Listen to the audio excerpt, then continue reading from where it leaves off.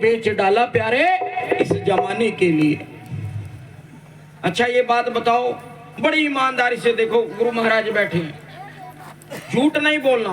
जो गुरु महाराज जी के आगे झूठ बोलता है ना, उसकी खैर नहीं है। और विश्वनाथ भैया, दुनिया में आदमी सारी जगह सच बोलेगा, जब गुरु का द्वार आएगा वहीं पर झूठ बोलेगा। सारी जगह दुनिया के अंदर सच बोलेगा, लेकिन जब भगवान की बारी आएगी तो वहां पर वो झूठ बोलेगा। ठीक है ना? बड़े सोच समझ के जवाब देना जो मैं चीज पूछने जा रहा हूँ। मेरी माताएं बहनें भी बैठी हैं और ये मेरे कुदरती बात है। अब ये चाहे मेरी कमी सोच लो या इसको अच्छा ही समझ लो, मैं जो बात कहता हूँ मुंह पे बात कहता हूँ, पीठ पीछे वाली नहीं। कि अगर आपको कोई बात कड़वी लगेगी तो मेरे को 10 रुपए देंगे कि नहीं देंगे, उससे फर्क नहीं पड़ता, देने वाले गुरु महाराज जी। ठीक है ना? अच्छा, कितने मेरे भाई हैं गुटखा खाते हैं, तमाकू जर्दा खाते हैं, बताओ? अपने आप उठा देंगे, सबके कानों ने सुन लिया है? बताओ बताओ, बड़ी ईमानदारी से, कोई इसमें कोई वो नहीं है, ना कोई आफत नहीं, कोई बोझ नहीं।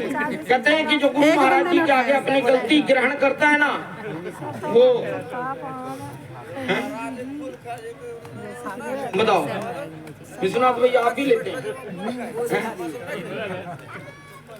बताओ।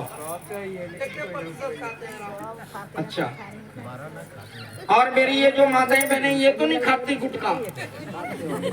बताओ। नहीं खाती। तू अपनी जिम्मेवारी ले, दूसरे की जिम्मेवारी क्यों ले रही है? हैं? बता, तू अपनी जिम्मेवारी ले। हैं?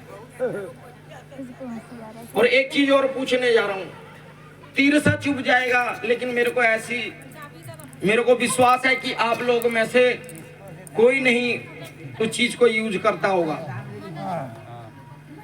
अच्छा, कितनी मेरी माताएं बहनें व्रत रखती हैं छठ मैया का? बताओ। सारे तकरीबन करते हैं ना? इसमें भैया हंसने वाली बात नहीं, आपका भी ढूंढना पड़ेगा। ठीक है ना? प्रसाद सबको मिलेगा। ठीक है ना? किसी को ज्यादा, किसी को थोड़ा। देखो एक बात बताऊं, यहाँ ये मैटर नहीं है कि हलवा पूरी का मैटर है। ये जो गुरु महाराज जी बैठे हैं ना, ये हमारे श्री गुरु महाराज जी अम्बाले वाले, इन्होंने बड़ा त्याग करा। इन्होंने अपना सुख चैन नहीं देखा। क्या कह रहे हैं बाबा जी? बाबा जी हंस रहे हैं ना कोई बात से, मेरे को बताओ क्यों हंसे आप लोग?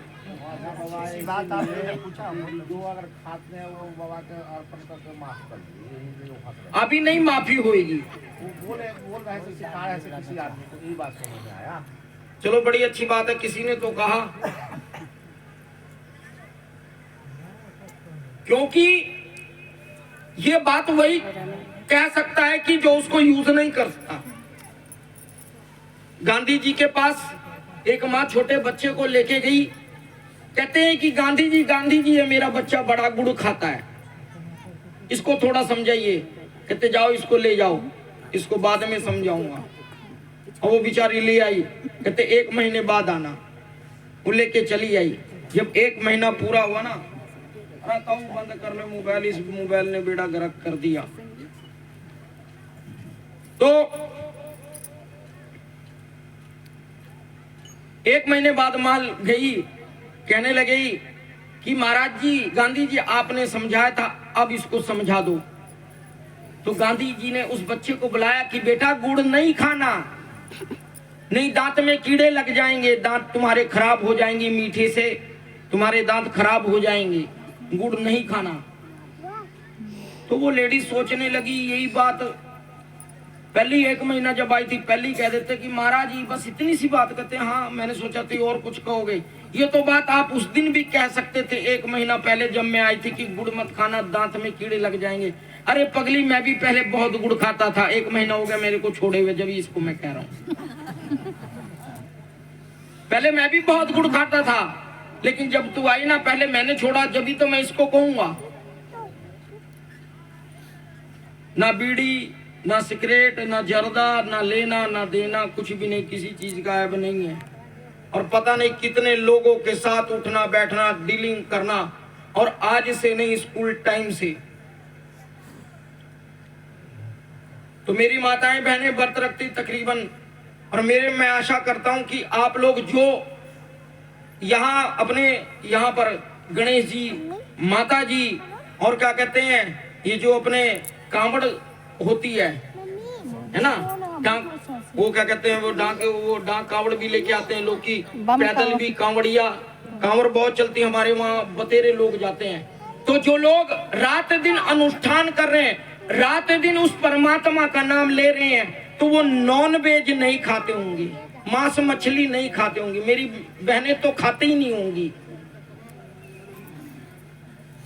जितनी यहाँ पर बैठी हैं हाथ खड़ा करो कि हाँ भाई कौन खाती कौन नहीं खाती।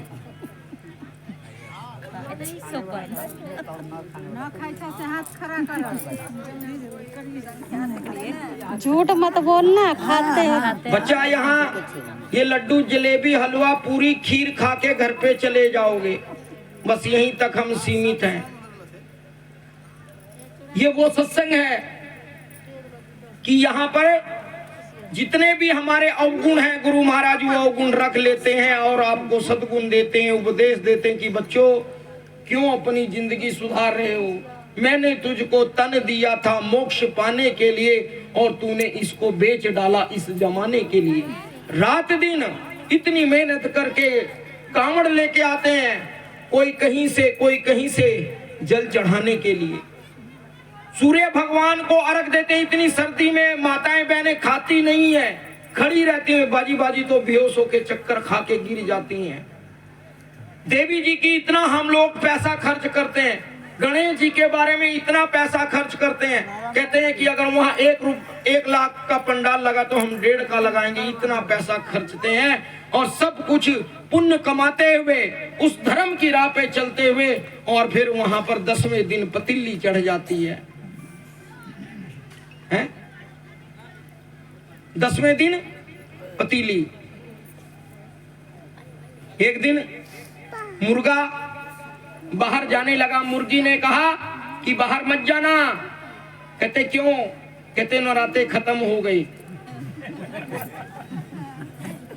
मुर्गा बाहर जाने लगा, मुर्गी ने कहा बाहर मत जाना। कहते क्यों? कहते नवरात्रे खत्म हो गए। कहते नहीं, सब देवी के भगत बन गए। कहते नहीं। कहते तुमको नहीं, सारे कह रहे थे जय दुर्गे जय दुर्गे जय दुर्गे, ठीक है ना। और मुर्गी ने कहा आज 10वां दिन है, आज कह रहे हैं जय मुर्गे दे मुर्गे दे मुर्गे। 9 दिन तो कहा जय दुर्गे, और 10वें दिन पतीली में कहा दे मुर्गे दे मुर्गे। काली पन्नी में लेके आ रहे हैं, और खूब पतीली में यार बढ़िया अच्छा चौंका। अरे 9 दिन हो गया, क्या करें, नवरात्रे चल रहे थे। तेरी उस भक्ति का क्या फायदा, तेरी माता खुश नहीं होगी। जितनी छठ पूजा करती है ना, जितना व्रत रखती है और बाद में मछली खाती है, मुर्गा खाती है, उनका कभी भी कल्याण नहीं होगा जीवन के अंदर। जो देवी की उपासना करते हैं उनका कभी जीवन के अंदर कल्याण नहीं होगा। सारा अपना खेत बार बेच के, परिवार बेच के बड़े से बड़ा पंडाल लगा देना, देवी तुम्हारी खुश होने वाली नहीं है। ये चीज याद रखना। गुरु भक्ति तो दूर की बात है, अगर ये तुम कहो कि हमारी देवी देवता खुश हो जाएंगे तो वो कभी खुश नहीं होंगे और तुम्हें दंड देंगे, तुम्हारी कभी भी माफी नहीं मिलेगी। और शिव शंकर भगवान उमा से कहते हैं, उमा कहूं मैं अनुभव अपना, हरि भजन सत्य बाकी जगत सब सपना है। तो बताओ हमें माफी मिलेगी? बताओ, मेरी माताएं बहनें बैठी हैं, अगर कोई खाता है तो आज के बाद छोड़ देना।